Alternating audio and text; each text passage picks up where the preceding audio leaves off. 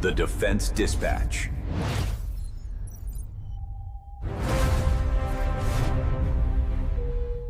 At the Munich Security Conference, words really carry weight. In Washington, you could say the wrong thing and probably fix it on Twitter before lunch. But in Munich, if you say the wrong thing to the person controlling France's nuclear arsenal, it'll follow you for your entire career.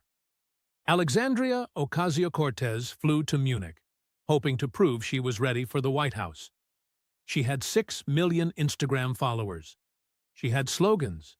She had energy. She had the most recognizable face in the Democratic Party, and she was absolutely certain that charisma alone could command any room on earth. What she didn't have was an answer to the question about Taiwan.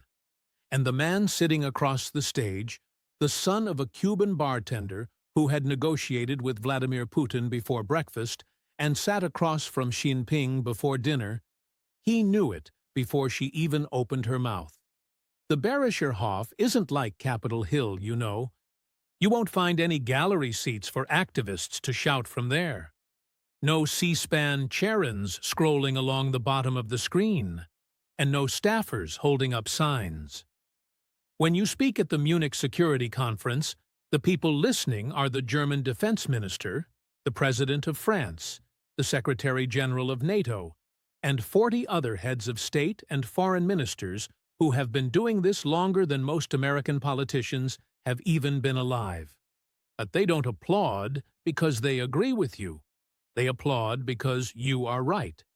And they can tell the difference between the two faster than any audience in the world. For 40 years, Munich had seen every kind of American politician walk across its stage. Hawks and doves, generals and diplomats, vice presidents and secretaries of state, senators who had memorized every arms treaty since Yalta, and congressmen who couldn't find Ukraine on a map. And it had never seen a 36-year-old congresswoman arrive with an iPhone, an Instagram story filmed on the plane, and the unshakable belief that social media followers were the same thing as foreign policy credentials. Alexandria Ocasio-Cortez entered the main hall on Friday morning wearing a tailored charcoal blazer and gold earrings. Her communications director walked 2 steps behind, filming a behind-the-scenes reel. The 3 staffers carried briefing binders they had assembled on the flight from New York. 8 hours of cramming on NATO force structures and European defense spending, the kind of preparation that shows when it's last minute. She waved at a group of young European Parliament members in the second row who had posted about her arrival the night before. She smiled for a photographer from Der Spiegel. She looked in every way like a woman who believed she was about to have the best weekend of her political life. Secretary of State Marco Rubio was already seated when she arrived. He had been in Munich since Thursday, having flown in from a meeting with the Turkish foreign minister in Ankara. He wore a dark navy suit, no tie, which was unusual for him, a small concession to the European informality of the conference. He had a glass of water, a pen, and a single notepad. No staff visible. No entourage, no phones. He had been to Munich 6 times as a senator.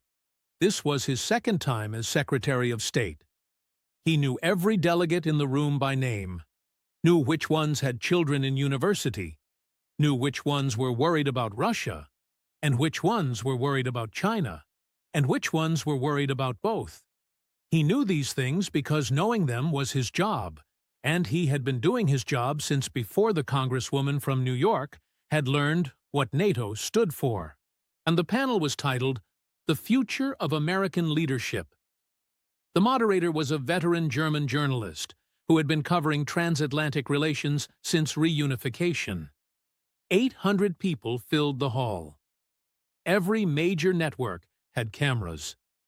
The Europeans had come to see 2 things: whether Rubio would distance himself from Trump's most inflammatory statements, and whether AOC was real, whether the Instagram phenomenon could hold her own on the most serious stage in Western diplomacy.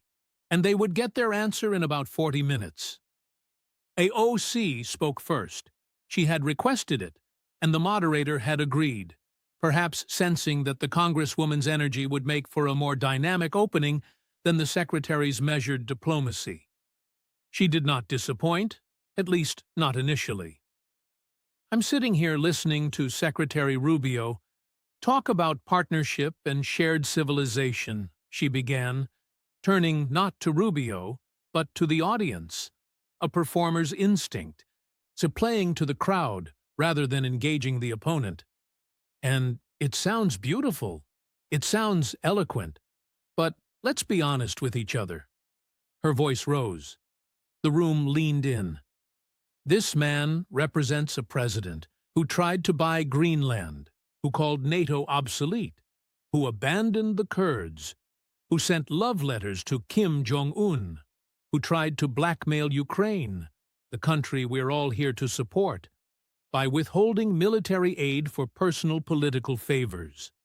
She turned to the European delegates, her eyes shining with strong conviction. And now, Secretary Rubio comes to Munich, offering pretty words about destiny and civilization. Europe deserves more than just a speech. The world deserves more than a sales pitch from an administration that's systematically tearing down every alliance this conference was built to protect. Applause. Strong applause. The European progressives in the room, and there were many of them, stood up. The Social Democrats, the Greens, and several younger MEPs who had all tweeted their excitement about AOC's attendance. The press section typed furiously, "AOC confronts Rubio on world stage." This was the clip she had come to Munich to create, the headline that would launch a 2028 stories. She sat back, satisfied, chest out, chin up. The undeniable look of a woman who had just won. Rubio did not react. He didn't frown. He didn't shake his head. He did something worse. He smiled. Not a smirk, not a political smile. Or instead, it was the small, patient smile of a man who has sat across from foreign ministers threatening war and never flinched, and who now found a congresswoman's rehearsed outrage almost refreshing in its sincerity. The moderator turned to him. "Secretary Rubio, your response." Rubio uncapped his pen, then set it down, looking at AOC with what seemed like genuine warmth. "Thank you, Congresswoman. That was very passionate. I mean that sincerely." He paused. I have just one question. Yesterday, right here on this stage, you said the United States cannot kidnap a head of state just because the nation is below the equator. You were talking about Venezuela. Another pause. Longer this time. The room truly felt it. Venezuela is in the northern hemisphere. Caracas sits at 10 degrees north latitude. You were discussing the foreign policy of a nation, and you didn't even know which half of the earth it occupies. He let the sentence land, without raising his voice or adding any commentary, just letting the fact sit there in the middle of the most important security conference in the world, like a stone dropped into still water. This is not Twitter, Congresswoman. In this room. Geography has consequences. The room did not laugh. The room went silent. And in diplomacy, silence is always worse than laughter. Laughter means you're a joke. Silence means you are being reassessed. And reassessment at Munich is truly the beginning of the end. What happened next wasn't what anyone expected. Not the press, not the moderator, and certainly not AOC's staff watching from the overflow room on closed-circuit monitors. They expected Rubio to deliver a speech, to defend the administration, to make his own case, and then just move on. He didn't make a case. He asked questions. This was something the Europeans recognized immediately, even if the Americans in the room didn't. In European diplomacy, The most dangerous person in the room isn't the one making accusations. It's the one asking questions, because questions require answers, and answers reveal what you know and what you don't. A speech can be survived. A question with no answer cannot. Congresswoman, you said we need to stand up for democracy around the world. I agree. So let me ask, who is the current president of Honduras? Silence. Who leads the opposition in Venezuela? Not Maduro. The opposition. Maria Corina Machado. AOC said, quickly recovering. Machado. Good. She has been banned from running for office, hunted by state security, and living in hiding for over a year. Have you ever spoken with her? Have you ever mentioned her name in any speech, any press conference, or any Instagram post before today? AOC opened her mouth, then closed it. I have spoken with Machado 5 times in 6 months. The wife of Leopoldo Lopez calls my office every week. These women are fighting for democracy, not on a stage with spotlights, but in darkness, where they could be killed for what they believe. He looked at AOC without hostility, almost with sadness.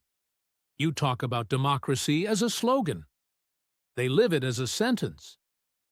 The room shifted, but not dramatically. Munich simply doesn't do dramatic shifts. But a murmur moved through the delegates, much like weather moves through a valley. Something had changed. AOC tried to recover. I have consistently spoken out against authoritarian regimes.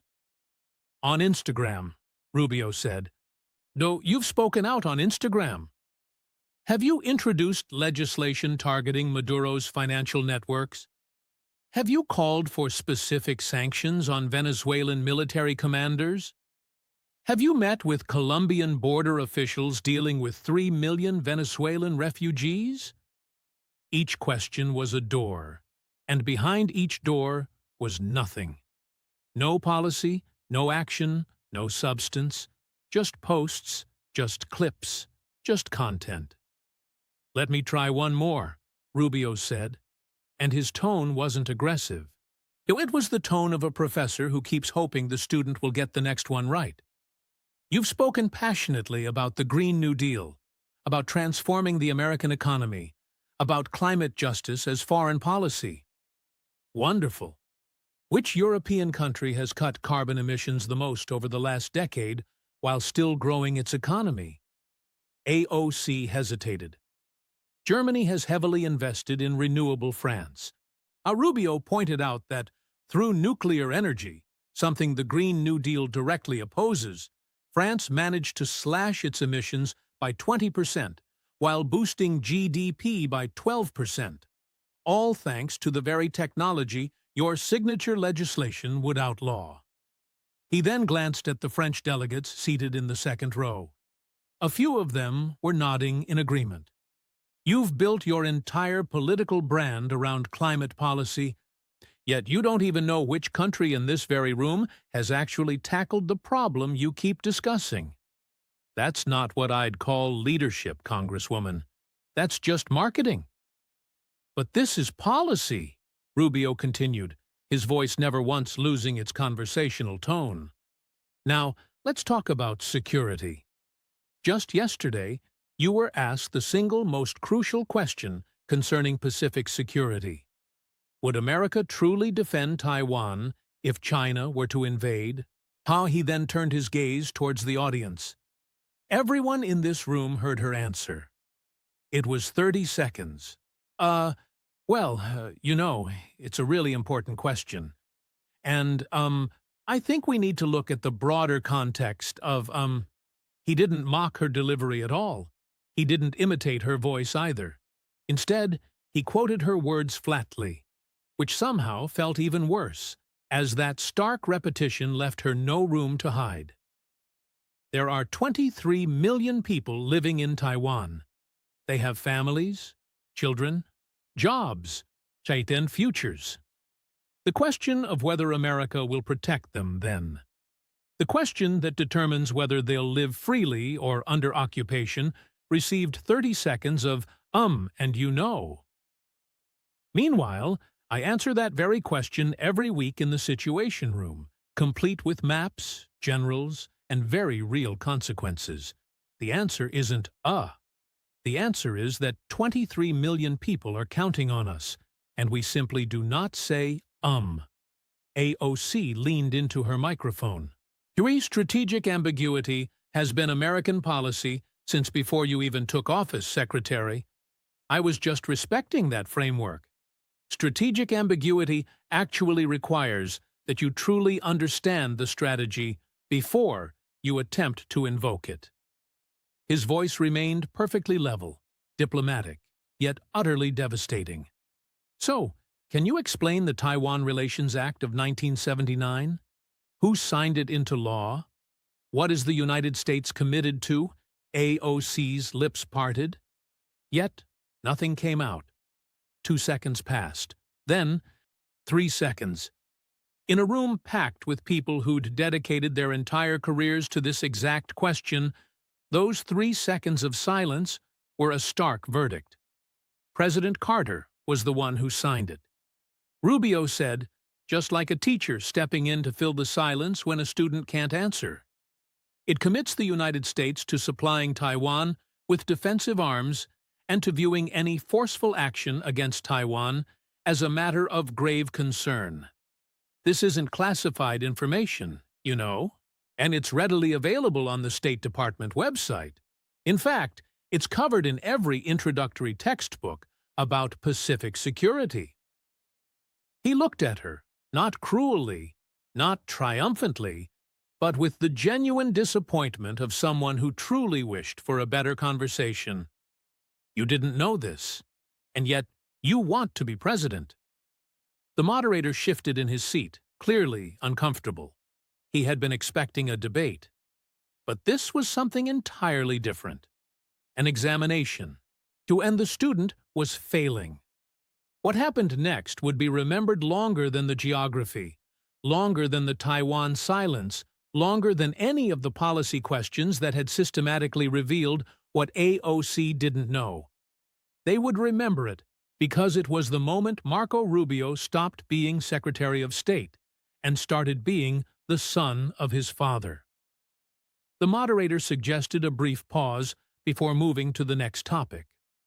Rubio, however, shook his head. If I may, he began, I want to say something that isn't about policy. The room grew quiet. Something in his voice had changed. Not louder, not softer, but closer, more personal. The voice of a man about to speak from the heart. Congresswoman Ocasio-Cortez and I have something in common, he said.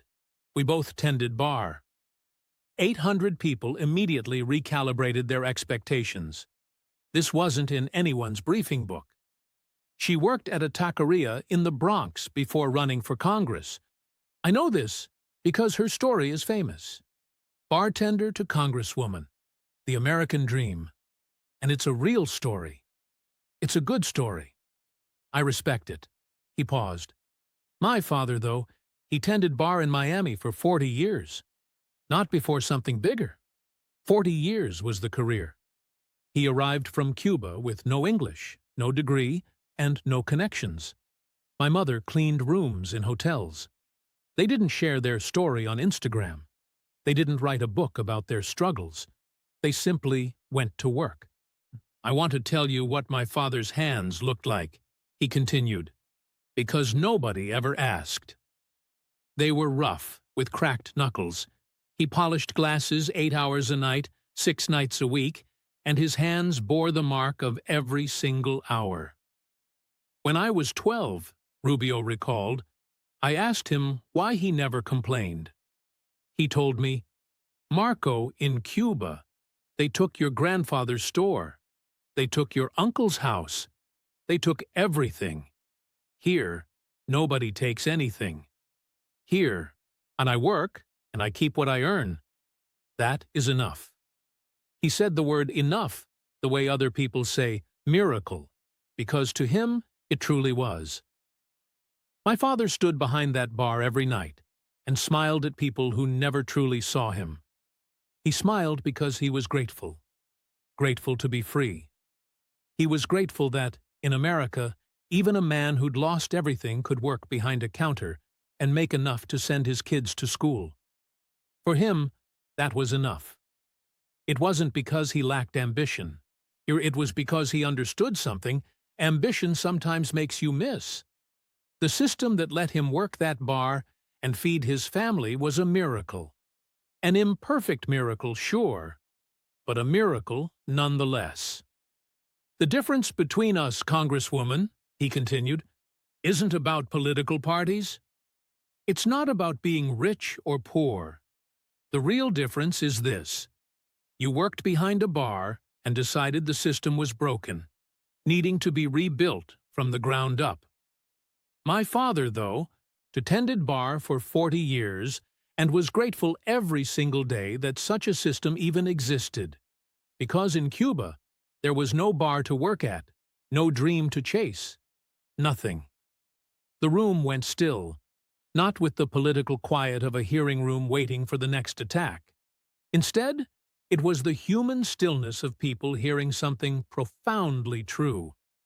In the second row, the Cuban-born Spanish ambassador took off his glasses and looked up at the ceiling. He knew this story well. In fact, it was his story too. You want to restructure everything, he summarized. My father wanted to protect what we already had. And I am my father's son. To her credit, AOC tried to respond. I respect your family's story, Secretary, she began. I truly do. But I also come from a working-class family myself.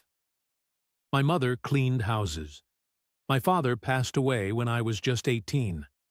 I know what struggle looks like. I know, Rubio said softly, and I am genuinely sorry for that loss. He truly meant it. The room could feel it. This wasn't just a rhetorical move. But loss isn't policy, he continued. Pain isn't expertise. You've turned a personal story into a political brand. And that brand has carried you very far, further than almost anyone expected. But when that brand meets a real question, like, where is Venezuela? Will you defend Taiwan? It breaks because a brand isn't knowledge. And this stage, here, requires knowledge. No one in the room laughed. No one applauded. Rubio had just said the most brutal thing you could possibly say to a politician. That the one thing she truly had, her story, her identity, her rise, simply wasn't enough. Not here. Not for this moment. AOC sat very still. Her communications director, watching on a monitor in the overflow room, slowly placed her phone face down on the table. The panel then continued. It had initially been scheduled for 90 minutes. Yet, they were now well into the second hour, and the moderator showed no signs of stopping, perhaps because he understood, as veteran journalists often do, that he was witnessing something that would later be studied. He then moved the discussion to Ukraine. Rubio spoke first. He spoke for 4 minutes, his words specific, detailed, and operational. He referenced a call he'd had with Zelensky from the previous Tuesday. He cited precise ammunition production numbers, and he named specific weapon systems and their delivery timelines. He spoke the way people do when they've spent every day for a year deeply immersed in a problem, knowing its dimensions like a carpenter knows wood. Congresswoman, what are your thoughts on European defense industrial capacity and its implications for sustained support to Ukraine? AOC straightened up in her seat. See, we absolutely need to stand firmly with Ukraine. Putin's imperialism cannot be allowed to succeed.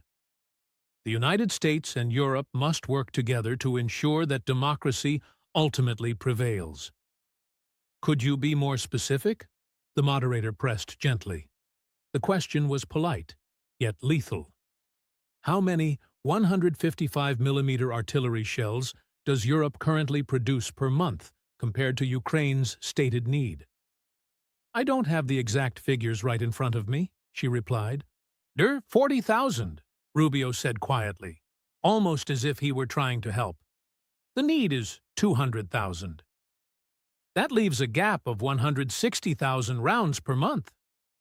Every missing shell means a meter of trench lost. Every lost meter is territory Putin gets to keep. That's arithmetic, Congresswoman, not a slogan. Something in the room shifted then. Not suddenly, but in the way daylight subtly shifts in winter. So gradually, you don't truly notice until the room is quite dark. And the European delegates began to subtly disengage from AOC. Not rudely, no, but far worse than rudely, politely. A Finnish defense minister checked his phone during her answer about NATO burden sharing. Two German parliamentarians leaned closer together and whispered. A French diplomat in the third row opened his briefing book and simply began reading something else. At Munich, these small gestures are never accidents. They are signals. They mean, we've decided you're simply not serious. The moderator then asked about Latin American policy. A Colombian delegate directed his question to Rubio in Spanish, a natural choice at an international conference with simultaneous translation readily available. Rubio answered in Spanish, his response fluent and natural.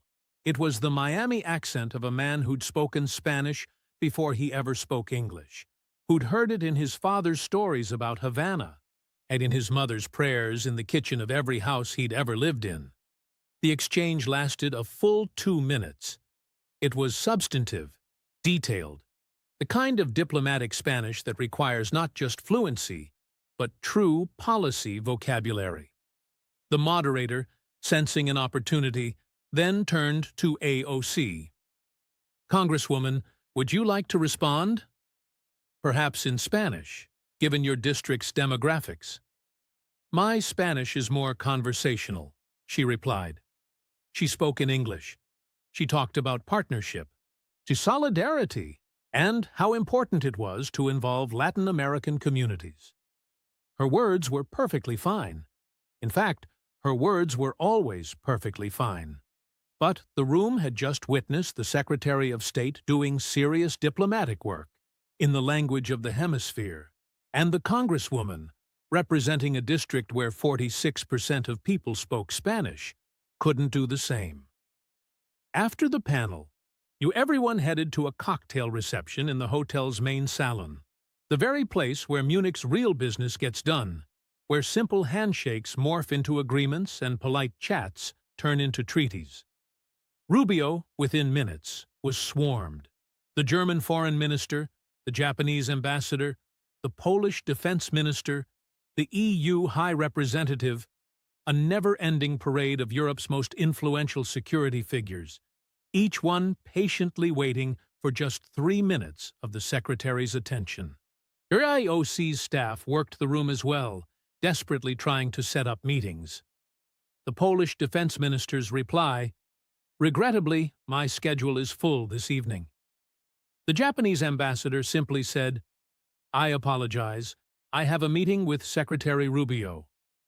Even a German Social Democrat parliamentarian, someone who should have been a natural ideological ally, someone who agreed with AOC on climate, inequality, and every domestic issue, offered, "Perhaps another time, Congresswoman, and it was a pleasure hearing you speak." That final line was truly the worst. "It was a pleasure hearing you speak" is exactly what you tell someone you'll never ever take seriously.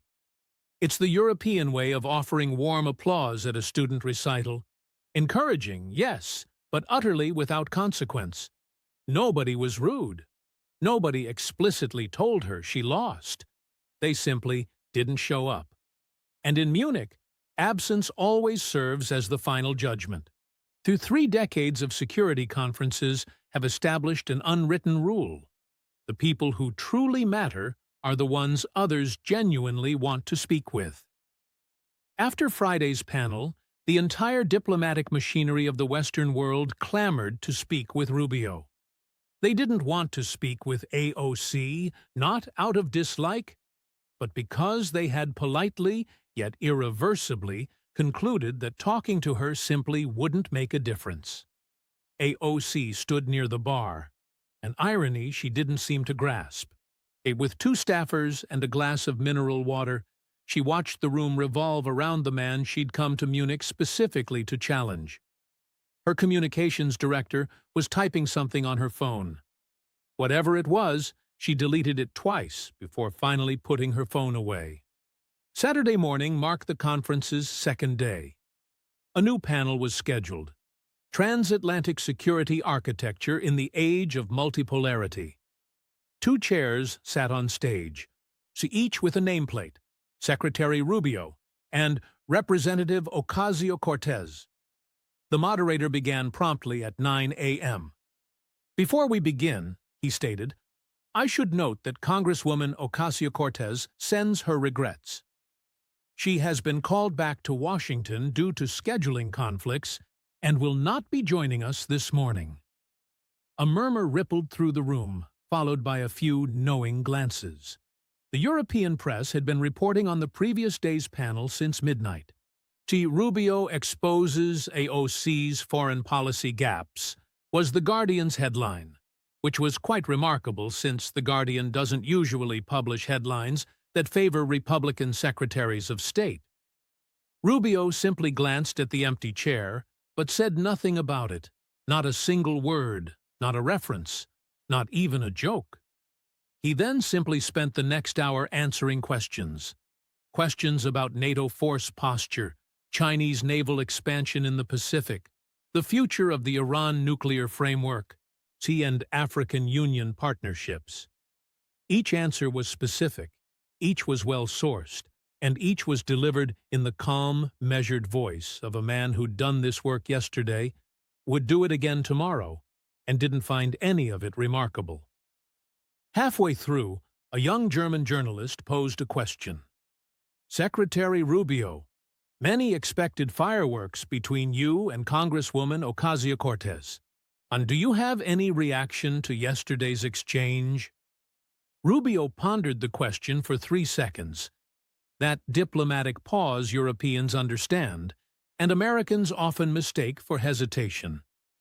"I don't have fireworks," he stated clearly. "I have work." The Congresswoman is a talented communicator, and I'm sure she'll have a long career in American politics. But this conference is about security. The security of 800 million Europeans and 330 million Americans who rely on the transatlantic alliance. That's what I came here to discuss. And that's what I'm discussing now. He then gestured towards the empty chair. The chair is empty. But the questions are not. Shall we continue? They continued for another 45 minutes, and by the end, that empty chair had become the image, the photograph every European newspaper would print, the metaphor every columnist would grab onto. Rubio, composed and working on one side, and on the other side, nothing at all. A Reuters photographer named Leah Johansson captured the shot that would ultimately define the weekend. She framed it wide. On the left was Rubio, leaning slightly forward, notepad in hand, mid-sentence about Chinese naval expansion in the South China Sea. On the right is the empty chair, its nameplate still clearly reading Ocasio-Cortez. Behind both chairs, there was that blue Munich Security Conference banner. The image really didn't need a caption at all. In fact, it was the caption itself. Deagle ran it across a full page, leaving one word noticeably absent. Lemon featured it right above the fold. The Financial Times put it next to a column that they'd titled The Substance Gap. Even Al Jazeera showed it. On adding a translation of Rubio's famous line, "The chair is empty." The questions are not. This wasn't because AOC had lost in any typical way, or because she'd been shamed, yelled at, or caught in some scandal, but simply because she'd been asked questions she just couldn't answer. And there, in the stark reality of Munich, that was all it took. She had arrived, hoping to try out for leadership of the free world. And the free world had, very politely, very quietly, and utterly devastatingly, I said no. That scheduling conflict? It wasn't actually real. Her team had already booked a flight for her back to New York for Friday evening, just 3 hours after the first panel wrapped up. Her communications director then spent those entire 3 hours on the phone with reporters, trying desperately to reframe how the day had gone. The Congresswoman successfully challenged the administration's approach to alliances. They'd say, her passion resonated with European progressives. This was all about starting a conversation. But here's the thing. Munich doesn't really care about passion. Munich doesn't give you extra credit just for starting conversations. Munich is the kind of place where you either genuinely know the answers or you simply don't. And that Friday afternoon, everyone in that room had watched the Congresswoman simply not know. The video clips spread online much quicker than anyone could have guessed. Where Venezuela is not below the equator was the very first one to hit. A clean, factual, and absolutely devastating moment. By Saturday night, it had racked up an astonishing 14 million views. This wasn't just because conservatives pushed it, even though they certainly did. It was because geography teachers were sharing it. It was because foreign policy students were sharing it. It was because it was that rare political clip that didn't need any partisan spin whatsoever. She said the words, and the words were incorrect. And that, right there, was the clip. The awkward silence about Taiwan came in second. Someone took those 30 seconds of and you know and edited it into a split screen right alongside Rubio's sharp reply. 23 million people are counting on us, and we do not say That version got 22 million views. A journalist in Taiwan even translated it and put it up on the island's biggest social media site. It ended up being the most shared video clip in Taiwan for that entire week. The bartender's speech circulated a bit more slowly, which is typical for things that are profoundly true rather than just outrageous as they move across the internet. It was shared first by Cuban Americans, then more widely by other immigrant communities, and eventually by folks who'd never even heard of Marco Rubio, but recognized the familiar story of a father who just worked hard and never complained. It didn't explode like the geography clip had. Instead, it dug in deeper. Fox News played the highlights endlessly on repeat. Sean Hannity even broadcast the entire bartender section without any cuts and then remained silent for 8 full seconds afterward, which, for Hannity, was pretty much a standing ovation.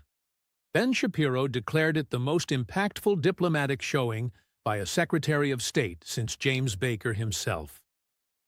Laura Ingraham honed in on the Spanish-language aspect of the moment.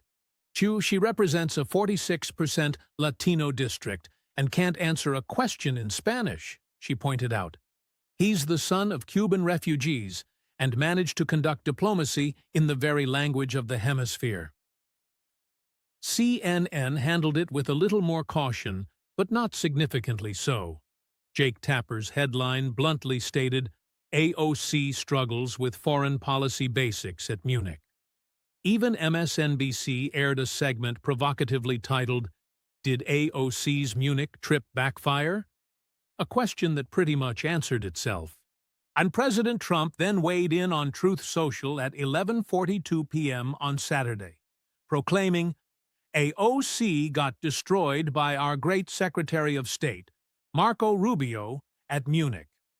He added, she doesn't know where Venezuela is, wants to be president, but can't find countries on a map. The bartender's son dominated America first. Vice President Vance, in a quick chat with reporters, called it embarrassing for her, for the Democrats, D for anyone who thought she was ready for the world stage. Back in New York, AOC shared an Instagram story from JFK Airport. She wore sunglasses, no makeup, aiming for that casual vibe of someone trying to show this whole thing was no big deal. Went to Munich to sound the alarm about inequality and the collapse of the global order, she wrote. Just not to be quizzed on geography. The real story isn't a slip of the tongue. It's that the world is burning and the people in power are selling the fire extinguisher. The top comment, with 43,000 likes, simply asked, "Girl, do you know where Venezuela is yet?" Meanwhile, the Democratic establishment fell completely silent. And in the world of politics, that kind of quiet can often be the loudest message of all. Hakeem Jeffries? No statement from him. Chuck Schumer? Nothing. And the Congressional Progressive Caucus managed a single sentence, vaguely mentioning the importance of engaging in international dialogue. Governor Newsom, who had also been at Munich, said absolutely nothing. Governor Whitmer, who had attended the conference, also stayed silent. Mark Kelly, who had even spoken on a different panel, offered no comment either. Not a single prominent Democrat stepped forward to defend her performance. Not one person claimed she had done a good job. And nobody even bothered to attack Rubio, because the 2028 primary was already a looming presence in the room. And everyone who might potentially challenge AOC for the nomination understood one very clear truth. If she went down, they would rise. Trong mot kuok bao ku so botong thong, kong ko jong min, chi ko loi ik, na chien luok jang dan, chu hang shankov jatuyen, bo kong kai. Ong noi rang jola, mot kuok tisak jebje, ko ai de hien kanang kwamin, ve kach vanje kwakti. An hung ko ai jan de hien su thiu, sot huan tuan ve kach vanje kwakte, ko ai chua san sang cho san kau kwakte. Ngay ke nam ngoi puno trong chuang trin the view, nhong den goi bat jong ve moa tu, kong jong I rang ko ai jan vap nangu. Ko ai jon gian la kong ko kach nao je fuk hoi. Moten goi dan chuang trin noi. He the view jong I rang banjan tua, tradan banjan tua. Giam mach Robert Baron, kwa giao hoi kong giao jan, chitrich hung han, kset kwa ko ai tai Munich, Bejautran giai kap nu the jang noi, behetu tuong Marxist tren san kau tuan kau. Bin luan vien bao tu Victor Davis Hansen kon geigat hun. Ong noi ko ai kong biet, gi ve jai loan. Ko ai kong biet, gi ve lich su. Ko ai kong biet, ve chien tran triu tien. Ko ai kong biet, gi ve jiu jo. Ong so san kau tra loi kwa ko, ai ve jai luan voimot ko tra loi lan truyen, tu kuok tisak jep nam hein hin kong tram le bay. Thit hei jan gai ra cho ka hai jang. Motn ha chien luok jang dan chu o New York, nagoi jan lam viek trong chien, dich jau tien kwa ko ei. Noi voi politico, rang Munich, lerala, hoi, jau cho kuok tro chuyen, nam haining hin kong tram hai moi tam. No ko de la dao cham het cho no. Ban ko de fuk hoi, sao mot bai fat bio toi. Ban kong de fuk hoi, sao ki, kong biet Venezuela, o jau ki, ka de gioi jang theodoi.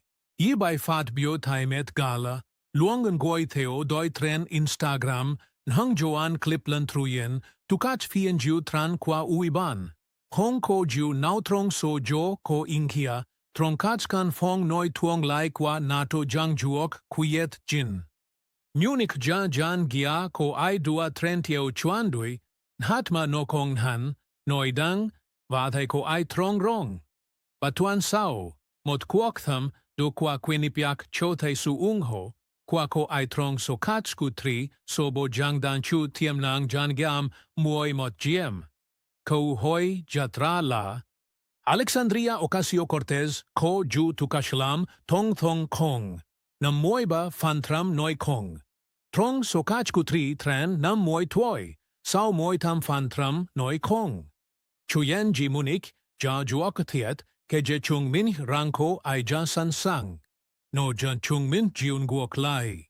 Rubio Roy Munich vao chiu tubai.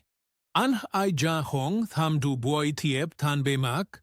An ai bei jen ankara jegap bo truong nguai giao. Thon hiki ve viet tai jin kung guoi tinan Syria. Bon gio jam fan ve so luong. Utoy gyan va how kan bien gioi. Luai kong viek hong bao gio len Instagram va hong nen. Tren mai bai. Troli qua an ai cho an aixem so luong clip. Dong ve Venezuela. Muay bon trio. Kau traloy ve jailoan. Hai muay hai trio. Vai fat bio kwan ngoi. Fa he jang tang len. Tat noji. Rubio noi. Tom tat ve Erdogan lagi. Tuan gay. Ngai jang thin han o muay hai kwak gia. Erdogan lam on. Trole qua an ai jong mai tin sachte. Vamos o tom tat vi ton hiki vi jola su hachbiet. Ivano jala su hachbiet ngai tujau. AOC jen Munich vi mai an. Rubio jen Munich jelan viets. Va ki mai an tat, so ai bai ven ha jelen. Instagram va an ai bai jen Ankara. An ai goi janette tu mai bai. Nam foot thoi. Chach content now. Me em the now. Concho lai gam mot chieks giai kach roy. An ai quoi, mot nu quoi that. Kio quoi chi swat hien kin guoi. O jau dai ben kia hiu ban huan toan. Munich the now. On. Em shem kach clip roy. An jan lam tot. On ko ai chua san sang. Jo hong fai la mot kwak chien kong bang. No ko nen hu vei kong. An ai jan hi ve jiu jo. Hong hang an wak no jan hu vei. An ai thuk su muon noi jiu jo. Hong ko niem vui nao trong hong gi jan saera. Hui huai mot ngoi kong chuan bi kong pai lan guai giao. No gan giong nhu su thuang hei. Hong san ko jan joy hoi jiu jo. Va hem wai ba trion guai o jai luan. Va ba trion guai ti nan Venezuela. Va tam tram trion guai chao. Au put huak vao lien min. Si ho hong ko kei ksha chai le kem thai tik cho mot nung hi si chua joki. Chakwa an ai si hiu. Mario Rubio, Jandan Bon Moi, Nam So Kwe Bar Pukvu, Jo Wang Cho, Hung Goi Bietit Hon An Hiei, Ve Hau Het Moi Tu, Ve An Ai Chua Bao Gio Kien, Hu Kam Thain Hobe, Vi Jiu Jo. Nungong Kung Chua Bao Gio Gia, Vorang Kong Biet Kung Giong Hu Biet. Marco, Ong E Thung Noi, Ojat Nuk Nei, Kong Ai Quantam Banbat Jau Tu Jau. Nong ho quantam niu ban kshuat hien san sang. Yu luon shuat hien san sang. Rubio mo so tomtat ve ton hiki. An ai ko mot kwok hop voi Erdogan trong chin gionua. Ko batrio ngoi tinan Syria. O ton hiki matuang laikwa ho pu tuok vaon hung gi ksai ratrong kan pong jo. An ai bat jau jok. Tai Miami vao toi tu bay mot ko gai moi bay tuai goi trong fong gu kwa min o hialia va ksem kach clip tren mai tin kshach te. Tenko Ayla Sofia. Chame ko ai gentu Nicaragua vao nam hang hin kong tram le chin. Chako ai kwan limot hako. Miko ai lam viek tai kwe letan kwa mot fong kham hakoa. Ho jan jen voi heban tai trang va jan sai dung juok mot tu gijo. Va ho jan oi voi, Sofia moi, gai trong joy, rang jat nuok, jan cho fep, hok sai dung jio jok sung jang juok bao ve. Ko ai ksem Rubio noi ve chamin.